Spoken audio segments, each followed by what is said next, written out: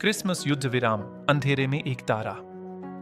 1914 की कड़वी सर्दी वेस्टर्न फ्रंट पर उतर आई थी, जो न केवल हाड़ कंपा देने वाली ठंड लाई, बल्कि उस युद्ध की कठोर वास्तविकता भी लाई जिसे क्रिसमस तक खत्म हो जाना था। धरती पर उन खुले घावों की तरह खाइयां सैकड़ों मील तक फैली हुई थीं, जिनमें पूरे यूरोप के युवा सैनिक तैनात थे। हर पक्ष दूसरे को शैतान बता रहा था। फिर भी कीचड़, कंटीले तारों और मौत के हमेशा मौजूद खतरे के बीच कुछ असाधारण होने वाला था। क्रिसमस की पूर्व संध्या पर एक नाजुक आवाज जमे हुए नो मैंस लैंड के पार आने लगी। जर्मन में गाए गए कैरोल फिर अंग्रेजी में बर्फीली हवा में तैरने लगे। यह धीरे धीरे शुरू हुआ, एक अकेली आवाज, फिर दूसरी, जब तक कि पूरी कंपनियां अपनी अपनी भाषाओं में गाने नहीं लगीं। उनकी आवाजें शांति की एक अप्रत्याशित बुनावट बुन रही थीं। फिर एक उल्लेखनीय दृश्य, मोमबत्तियों से सजे छोटे क्रिसमस ट्री जर्मन खाइयों के ऊपर दिखाई दिए, और सभी सैन्य तर्क के विपरीत पुकारें गूंजने लगीं। तुम न लड़ो, हम न लड़े। जल्द ही हिचकिचाते हुए सैनिक खाइयों से बाहर निकले, एक दूसरे की ओर चल पड़े। उनकी राइफलें कंधे पर थीं या पीछे ही छूट गई थीं। ब्रिटिश और जर्मन सैनिक, जो कुछ ही घंटे पहले एक दूसरे को मारने की कोशिश कर रहे थे, बीच में मिले। उन्होंने सिगरेट का आदान प्रदान किया, थोड़ा बहुत राशन साझा किया और एक दूसरे को अपने परिवारों की तस्वीरें दिखाईं।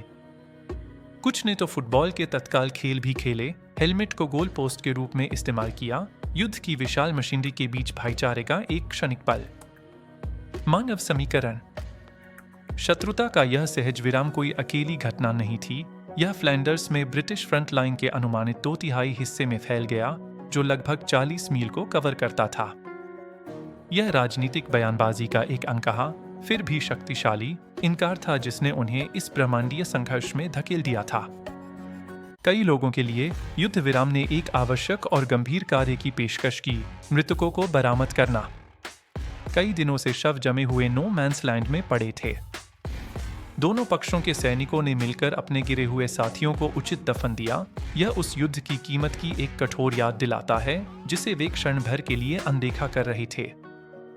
यह कमांड की विफलता थी, लेकिन मानवता की जीत थी। दोनों पक्षों के उच्च कमान, ब्रिटिश जनरल स्टाफ और जर्मन ओबर्स्टे हिरेस्लीटंग, भयभीत थे।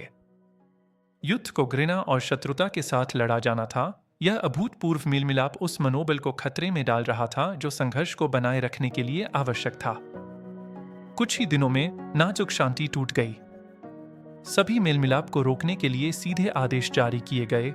ऐसा करने की हिम्मत करने वालों के लिए कोर्ट मार्शल की धमकी दी गई। युद्ध की मशीन, जो क्रिसमस की भावना से एक बार रुक गई थी, फिर से पीसने लगी। राइफलें उठा ली गई। तोपखाना अपने घातक काम पर लौट आया। इतिहास में एक तारा। 1914 का क्रिसमस ट्रूस, हालांकि अल्पकालिक था, एक गहन ऐतिहासिक विसंगति के रूप में खड़ा है।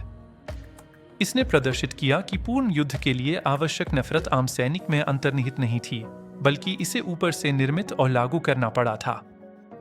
एक खगोल भौतिक विज्ञानी के रूप में मैं मानता हूं कि ब्रह्मांड को शक्ति देने के लिए आवश्यक ऊर्जा अत्यधिक है। फिर भी अकल्पनीय विनाश की पृष्ठभूमि के बीच मानव करुणा के एक एकल कार्य में निहित शक्ति समान रूप से, यदि अधिक नहीं तो चौंकाने वाली है। यह वह क्षण था जब साझा मानवीय प्रकाश निर्मित अंधेरे से अधिक मजबूत था। युद्ध 4 साल और चला, लाखों लोगों की जान ली, लेकिन एक संक्षिप्त ठंडे क्रिसमस के लिए वेस्टर्न फ्रंट के सैनिकों ने शांति चुनी। उन्होंने न लड़ने का फैसला किया, और वह चुनाव पूरी सदी में गूंजता है। एक सरल, शक्तिशाली सत्य, सबसे अंधेरी खाइयों में भी मानवता अपनी रोशनी पा सकती है।